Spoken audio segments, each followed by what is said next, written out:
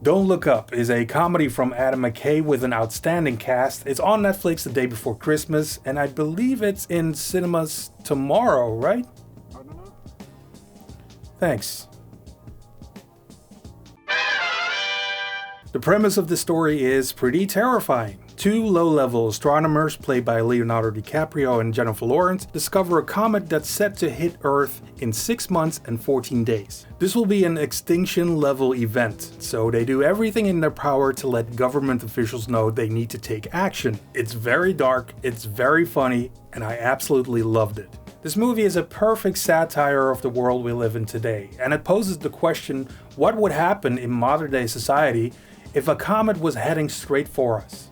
And the answer is pretty bleak.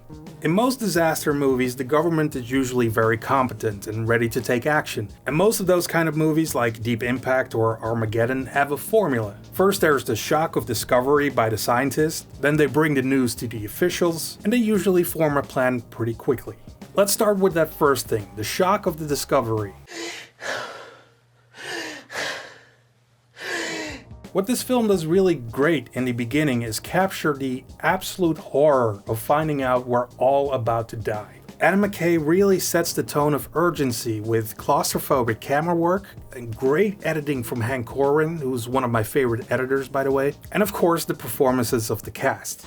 This isn't happening. Hey, tell me this isn't really happening.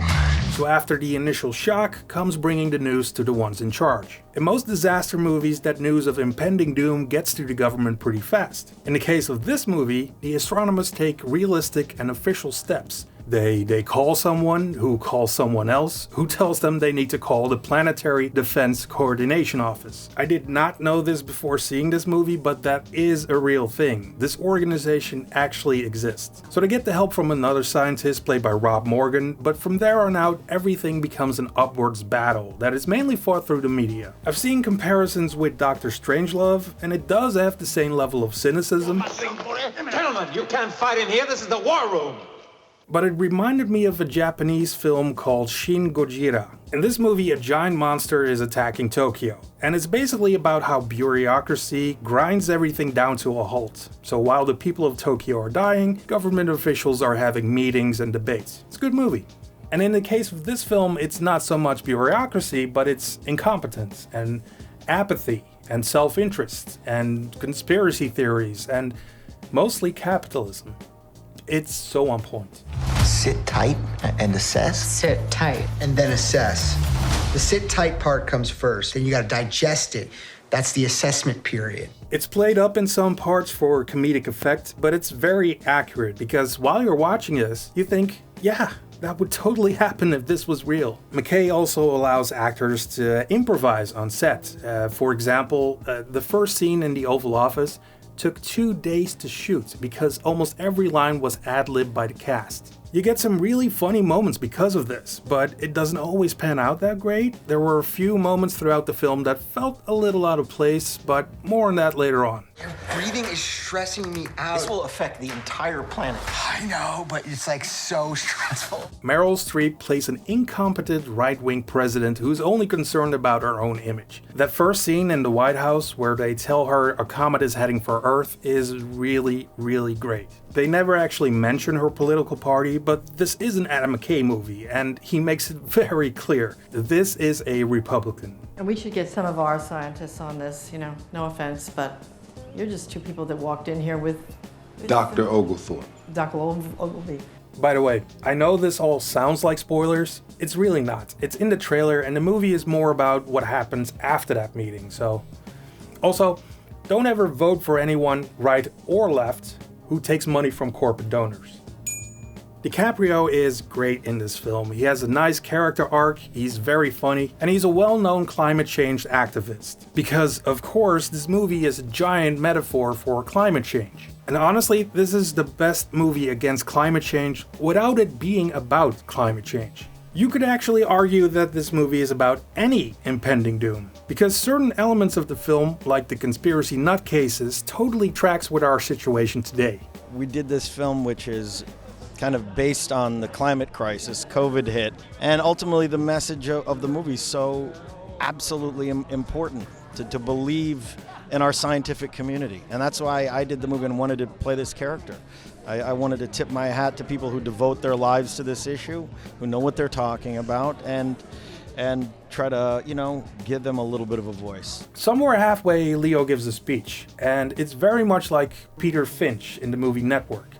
There's nothing fancy, there's no soundtrack, it's just him being sincere and very frustrated, and it's ace. But this is also one of the funniest movies I've seen in a while because the humor is so cynical, and that's just right up my alley. But to get back to the improv of the cast, some of the jokes could have been cut. There were one or two jokes from Jonah Hill that felt a little too outlandish. I love Jonah Hill, and I'm pretty sure he fired off tons of jokes during shooting. I just think Adam McKay had so much material that he didn't want to cut too much. I don't know, it's hard to balance with a movie like this because while you're editing, there are certain moments you don't want to get rid of. Trust me, it's really hard to cut your personal favorite moments out of a project. There was also this recurring joke about snacks in the White House, which was really funny at first. It made me laugh out loud, but it kept coming back one time too many in my opinion. But again, that's just my editor brain talking. Adam McKay did, however, balance the characters really well. And what I mean by that is that our protagonists, DiCaprio, Jennifer Lawrence, and Rob Morgan, they all played straight, while the rest of the cast is playing an exaggerated version. There are so many colorful characters in this film. We have Cate Blanchett and Tyler Perry as these fake plastic morning news anchors. Mark Rylance in an excellent role as a billionaire tech company CEO who doesn't give a shit about anything else but money. And Timothée Chalamet, who plays your typical long-haired rat lib. All of these are in contrast with our main cast, so you really feel their frustration and anger when everybody else is being ridiculous. There's this one scene where Jennifer Lawrence has had it, and she's 100% right. But of course, instead of people listening to her, they make her into a meme. Are we not being clear? We're trying to tell you that the entire planet is about to be destroyed. Okay. Well, it's, just something we do around here. We just keep the bad news light. There's this one cameo of a famous actor that was just so spot on. You can tell that Adam McKay has his finger on the pulse. It's just satire at its best. There are just so many things this movie gets right, like how social media works when something important happens, but it gets snowed over by the news of a celebrity couple who just broke up. Or that billionaire donors are the ones who are actually in power instead of our elected officials. And that even when scientists warn about dangerous things, a large group of people is stupid enough not to believe them. This movie hits very close to home. I thought it was really funny and profoundly tragic. So yeah, I loved it. It's easily one of the best things I've seen this year, and I'm so glad it'll be on Netflix soon. You know, it's about time someone made a movie like this. Just the other day, I said to myself, it's about time someone made a movie like this. And I couldn't agree more. So I high-fived myself and made pancakes. It was a good day.